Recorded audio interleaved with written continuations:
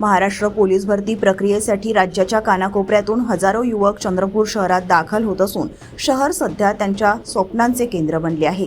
मात्र या युवकांसमोर सर्वात मोठे आव्हान म्हणजे राहण्याची आणि मूलभूत सुविधांची व्यवस्था। मर्यादित आर्थिक साधनांमुळे अनेक युवकांना सुरक्षित व स्वच्छ निवासस्थान मिळवणे कठीण जात असताना समाजसेवक जयदीप रोडे यांनी मानवतेचा आदर्श ठेवत महाराष्ट्र पोलीस भरती प्रक्रियेसाठी येणाऱ्या युवकांसाठी निःशुल्क निवासाची व्यवस्था करून दिली आहे।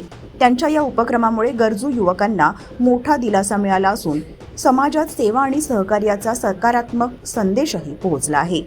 जयदीप रोडे यांनी युवकांची अडचण ओळखून कोणताही स्वार्थ न ठेवता स्वतःच्या स्तरावर शिवगड कार्यालय, एसटी वर्कशॉप चौक, पंचवटी लॉनजवळ देगो तुकुम चंद्रपूर येथे निःशुल्क निवास सुविधा उपलब्ध करून दिली आहे। या ठिकाणी युवकांसाठी सुरक्षित आणि शांतत वातावरण, राहण्याची व्यवस्था, शुद्ध पिण्याचे पाणी, स्वच्छ शौचालय तसेच इतर आवश्यक मूलभूत सुविधा उपलब्ध करून देण्यात आल्या आहेत। या उपक्रमामुळे अनेक युवकांना योग्य वातावरणात भरतीची तयारी करण्यास मदत होत असून त्यांच्या आत्मविश्वासातही वाढ होत आहे।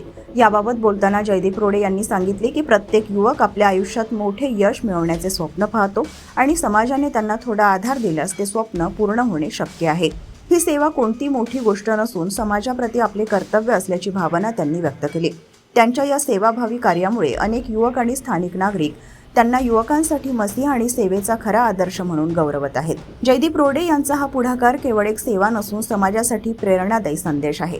त्यांच्या या उपक्रमामुळे मानवता, सहकार्य आणि सामाजिक बांधिलकीचे जिवंत उदाहरण समोर आले असून अनेक युवकांच्या स्वप्नांना नवी उभारी मिळत आहे। नमस्कार, जय महाराष्ट्र। मी जयदीप रोडे, जयदीप प्रकाशराव रोडे। संकल्पनाचं कारण असं होतं की मी नागपूरवरून येत होतो रात्री 1-1:30 वाजता एक कार्यक्रमासाठी गेलतो।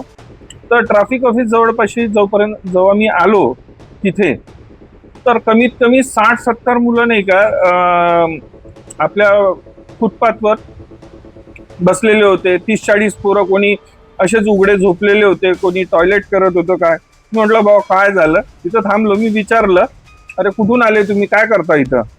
तर त्यांनी सांगितलं की आम्ही चंद्रपूरला जे पोलीस भरती सुरू आहे त्या पोलीस दलात दाखल होण्यासाठी आम्ही आलेलो आहे।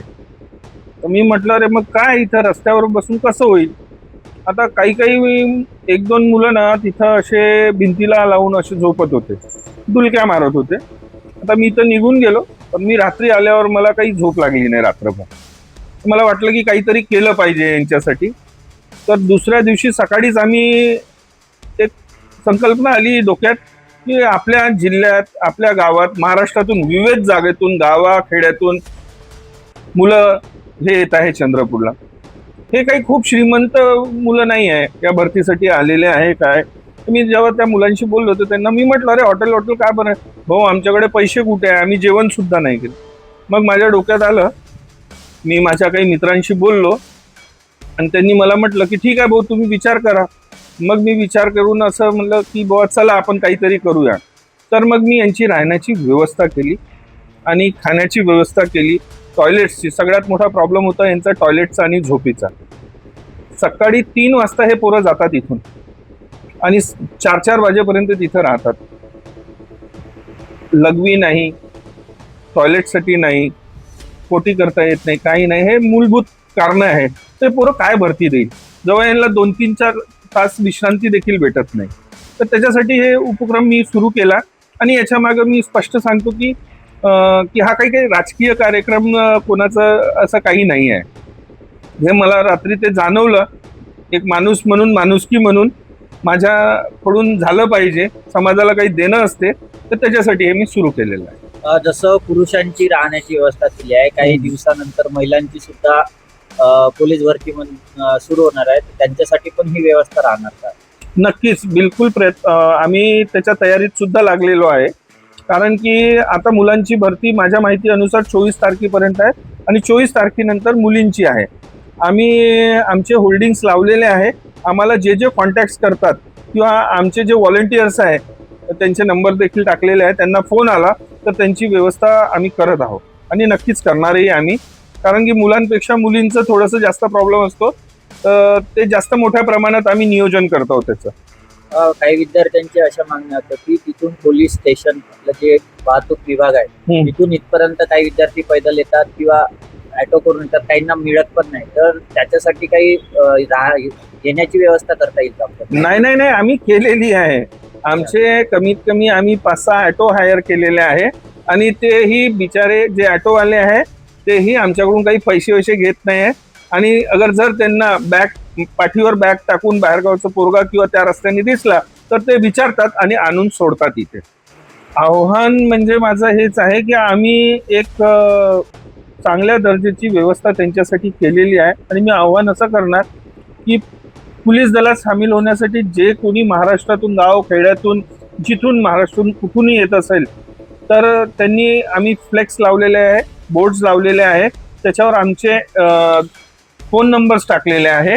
त्यांना कॉन्टॅक्ट केला तर आम्ही आमचा माणूस त्यांना घ्यायला जातो आणि घेऊनही येतो आणि त्यांनी ही सुविधांचा लाभ घ्यावा, बस एवढंच आव्हान आहे.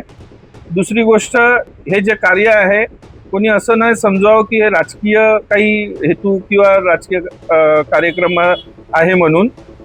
सामाजिक बांधिलकीला घेऊन आणि आम्हाला समाजसेवा करायची आवड आणि इच्छा आहे, पुढे चालून समाजाला आमचं काही देणे आहे म्हणून हे कार्य आम्ही सुरू केलेलं आहे. माझं नाव गजानन भगवान दळवे, राहणार उडीपुरी, जिल्हा नांदेड.